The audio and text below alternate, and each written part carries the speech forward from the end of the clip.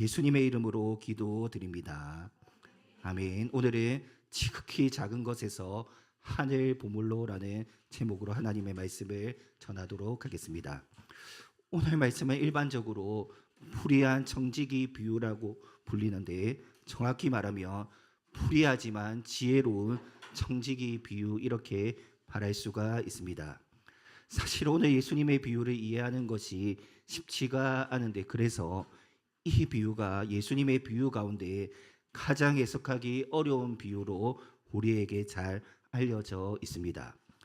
예수님의 비유를 먼저 살펴보면, 어떤 부자에게 자신의 재산을 효율적으로 관리하기 위해 청지기를 어떤 부자가 고용합니다. 그런데 이 청지기가 불의한 청지기였습니다. 왜 불의한 청지기였느냐?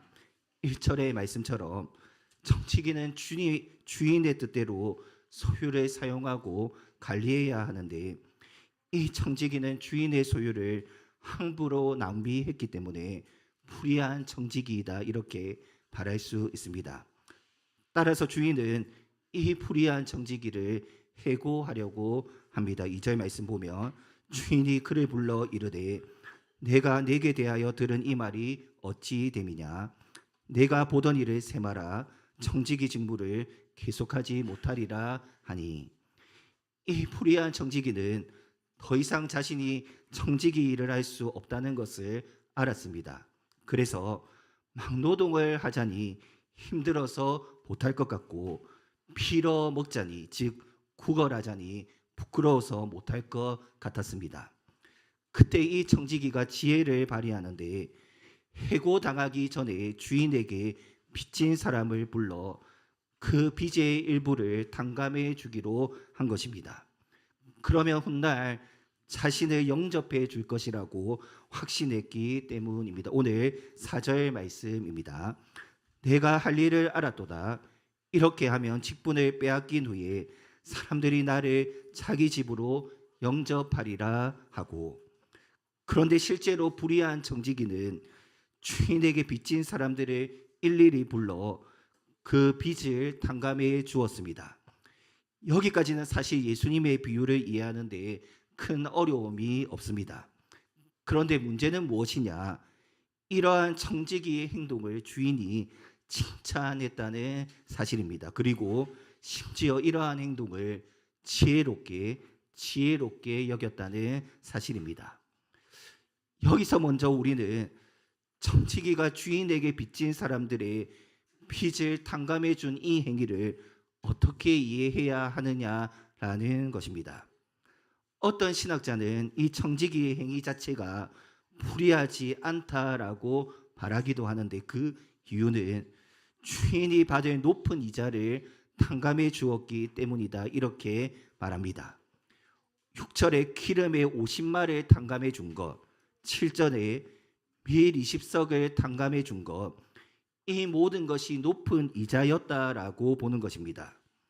레위기나 신명기 말씀에 보면 이자를 받지 말라라는 가르침이 있고, 예수님께서도 누가복음 6장 35절 오직 너희는 원수를 사랑하고 선대하며 아무것도 바라지 말고 구워주라라고 말씀하셨는데, 이 청지기가 이 가르침을 실천하였다, 이렇게 이해하는 신학자들이 있습니다.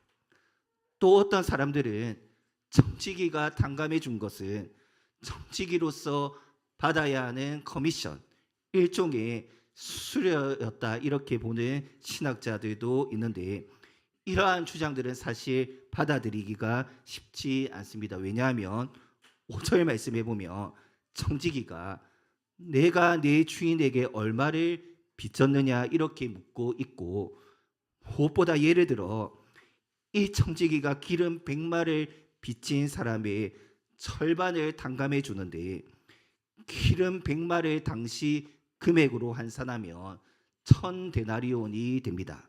그러니까 그 중에서 500데나리온을 탕감해 준 것인데, 이 500데나리온은 예수님 당시에 노동자의 2년 연봉에 해당하는 금액입니다. 이자나 커미션으로 보기에는 지나치게 큰 액수인데, 따라서 청지기가 탕감해 준 것은 이자나 커미션이 아닌 빚 그 자체를 독단적으로 그리고 함부로 탕감해 주었다, 이렇게 이해할 수가 있는 것입니다. 그래서 말 그대로 이 청지기는 불의한 8절 말씀처럼 옳지 않은 청지기였다라고 할 수 있습니다. 그런데 더 이해할 수 없는 부분이 있는데, 그것은 주인이 이 불의한 청지기를 칭찬하고 있다라는 사실입니다. 무엇보다 지혜롭게 여기는데 8절 말씀을 함께 한번 읽어보도록 하겠습니다.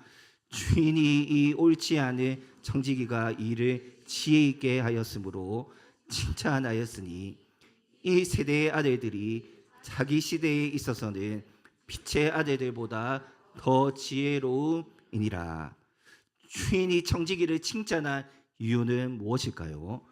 방금 읽었던 8절 말씀에 근거하며 지혜 있게 하였기 때문입니다. 그렇다면 여기서 말하는 지혜란 과연 무엇을 의미하는 것일까요?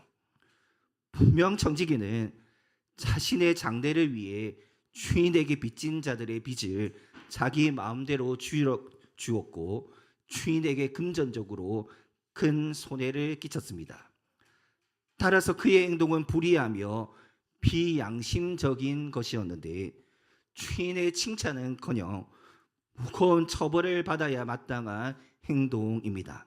그런데 주인이 그를 칭찬하고 있습니다. 그것도 지혜롭다 이렇게 평가하고 있는데, 여기서 지혜라고 번역된 헬라어의 정확한 의미는 빈틈없이 민첩하게라는 뜻입니다. 즉 주인이 이 불의한 청지기를 칭찬한 이유는 불의한 행동 그 자체를 칭찬한 것이 아니라 누구보다 민첩하고 빈틈없이 자신의 미래를 준비했기 때문입니다. 예수님도 이 사실을 분명하게 하시는데, 그래서 8절 하반절 말씀에 보시면 이 부분은 예수님의 코멘트, 즉 예수님께서 비유를 해석해 주시는 부분인데, 이 세대의 아들들이 자기 시대에 있어서는 빛의 아들들보다 더 지혜롭다, 우리 주님께서 이렇게 말씀하십니다. 세상 사람들이 하나님의 자녀들보다 미래를 준비하는 일에 있어서는 더 지혜롭다, 즉 더 민첩하고 더 빈틈없이 준비한다, 이렇게 주님께서 말씀하는 것입니다. 여러분, 예수님께서는 이 비유를 통해 무엇을 말씀하시고자 하는 것일까요? 과정은 어떠해도 결과만 좋으면 된다, 이것은 절대로 성경적인 가르침이 아닙니다. 그리고 이 비유에 등장하는 주인을 하나님으로 적용해서도 안 되는데, 왜냐하면 우리 하나님은 불의한 것을 칭찬하시는 분이 결코 아니시기 때문입니다. 그렇다면 오늘 이 예수님의 비유는, 이 예수님의 비유를 통해 예수님께서 우리에게 무엇을 알려주시기를 원하시는 것일까요? 예수님의 결론은 9절 말씀에 잘 나타나져 있습니다. 9절 말씀, 내가 너희에게 말하노니 불의의 제물로 친구를 사기라. 불의의 제물로 친구를 사기라. 그리하면 그 제물이 없어질 때에 그들이 너희를 영주할 처소로 영접하리라. 내가 너희에게 말하노니, 예수님께서 제자들에게 비유의 결론을 말씀하신다, 이러한 의미인데, 불의의 제물로 친구를 사기라. 불의의 제물로 친구를 사기라, 이 표현에서 불의의 제물이란 예수님 당시 돈을 상징하는 관용어, 일반적인 표현이다, 이렇게 말할 수가 있습니다. 따라서 불의의 제물로 친구를 사기라라는 주님의 말씀은 불법적인 돈으로 친구를 사기라, 이러한 의미가 아니라 힘들고 어려운 사람들을 위해 재물을 관대하게 사용하라, 곧 구제에 힘쓰라라는 주님의 말씀입니다. 그러면 그들이 너희를 영주할 처소로 영접하리라, 이렇게 말씀하시는 것입니다. 이제 우리는 결론적으로 예수님께서 이 비유를 통해 주시고자 하는 교훈, 성경적인 가르침을 발견할 수 있어야 합니다. 먼저 예수님은 지금 이 땅의 재물, 그리고 그 재물을 지혜롭게 사용하는 구제에 대해서 말씀하고 계십니다. 그런데 우리는 이 재물, 이 돈, 이 물질을 매우 중요하게 여기는 반면 예수님은 오히려 그 재물이 지극히 작은 것이다, 이렇게 말씀하신다라는 사실, 이것을 꼭 기억해야 합니다. 그래서 이 지극히 작은 것에서부터 충성해야 한다.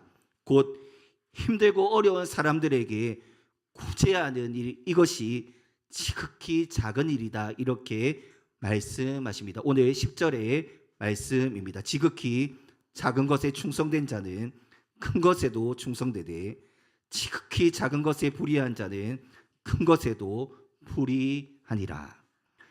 따라서 오늘 말씀을 통해 우리가 너무나 크게 여기는 물질, 이것이 지극히 작은 것임을 인정하는 법을 우리 모두 배워야 합니다. 그리고 한 걸음 더 나아가 지극히 작은 것을 지혜롭게 사용할 수 있는 충성, 곧 믿음이 우리 가운데 있어야 합니다. 오늘 비유에 등장하는 청직이 불의하지만 자신의 미래를 민첩하게 준비했던 것처럼 우리는 선한 청지기로서 하나님께서 맡겨주신 재물을 더 지혜롭고 더 민첩하게 사용할 수 있어야 하는데, 그 핵심은 다름 아닌 구제에 있다라는 것, 이웃을 섬기는 데 있다라는 사실을 꼭 기억해야 합니다. 그것이 우리가 이 땅에서 민첩하고 빈틈없이 미래를 준비하는 방법입니다. 또 한 가지, 오늘 예수님의 비유에는 하물며의 논증이 담겨 있습니다. 옳지 않고 불의한 청지기도 지혜롭게 행함으로 주인으로부터 칭찬을 받았습니다. 하물며 우리가 선한 청지기로서 하나님께서 맡겨주신 재물을 더 지혜롭게 관리하고 사용한다면 얼마나 큰 칭찬을 하나님으로부터 받을 수 있겠습니까? 세상 사람들은 저마다 자신의 미래를 지혜롭고 민첩하게 준비합니다. 하물며 선한 청지기로 부름을 받은 저와 여러분들은 더 미래를 잘 준비할 수 있어야 하는데, 하나님께서 맡겨주신 물질을 그분의 뜻대로 재물을 땅에 쌓아두지 않고 이웃을 위해, 가난한 자들을 위해 사용한다면 단순히 이 땅에서 미래를 준비하는 것을 넘어 영원한 처소, 하늘의 보물을 쌓게 될 것이다. 이것이 오늘 예수님의 비유의 가장 중요한 핵심입니다. 그래서 우리 주님께서는 마태복음 6장 20절 말씀을 통해 오직 너희를 위하여 보물을 하늘에 쌓아두라. 거기는 좀이나 동독이 해하지 못하며 도둑이 구멍을 뚫지 못하고 도둑질도 못하느니라, 이렇게 말씀하셨습니다. 여러분, 예수님께서 말씀하신 더 큰 것, 보물을 하늘에 쌓아두는 것은 곧 구원의 은혜를 가리킵니다. 그렇다고 해서 가난한 사람들을 위해 재물을 사용하는 것이 곧 구제가 구원을 얻는 길이다, 이러한 의미는 결코 아닙니다. 재물을 지혜롭게 사용하는 것이 구원의 은혜로 이어지는 것이 아니라 구원의 은혜를 받았다는 증거가 지극히 작은 것, 곧 재물을 지혜롭게 사용하는 구제로 마땅히 나타나야 한다라는 예수님의 말씀입니다. 우리가 주 예수 그리스도의 십자가로 인해 구원의 은혜를 받았다면 그 은혜의 증거가 지극히 작은 것, 하나님께서 우리에게 맡겨주신 재물을 이웃을 위해 사용하며 나누며 섬기는 데 사용할 수 있어야 합니다. 이것이 구원받은 자들이 마땅히 행해야 하는 지극히 작은 것에 대한 충성이요 믿음임을 오늘 말씀을 통해 배울 수 있어야 합니다. 사랑하는 성도 여러분, 치파인이 두 주인을 섬길 수 없는 것처럼 우리도 하나님과 재물을 겸하여 섬길 수 없습니다. 이건 우리의 삶에 재물이 필요 없다 이것을 결코 의미하지 않습니다. 지극히 작은 것을 가장 크고 무한하신 하나님과 겸하여 곧 동등하게 섬길 수 없다는 것입니다. 이것은 너무나 당연한 신자의 삶의 원리입니다. 오히려 너무나 크고 위대한 구원의 은혜를 값없이 받았다라는 그 놀라운 은혜의 증거가 지극히 작은 것, 재물을 지혜롭게 하나님의 뜻대로 사용하는 것으로 나타날 수 있어야 합니다. 오늘 우리는 이제 들리는 말씀을 넘어 보이는 말씀인 성찬의 자리로 함께 나아가게 됩니다. 성찬이야말로 지극히 작은 것을 넘어 하늘 보물이 있는 곳에 참여하는 은혜의 시간입니다. 주 예수 그리스도께서 베푸시는 구원의 은혜에 성령님과 함께 실제로 참여하는 구원과 소망의 시간입니다. 가장 위대한 하늘의 잔치와 가장 위대한 식탁에 참여하는 시간이 바로 성찬입니다.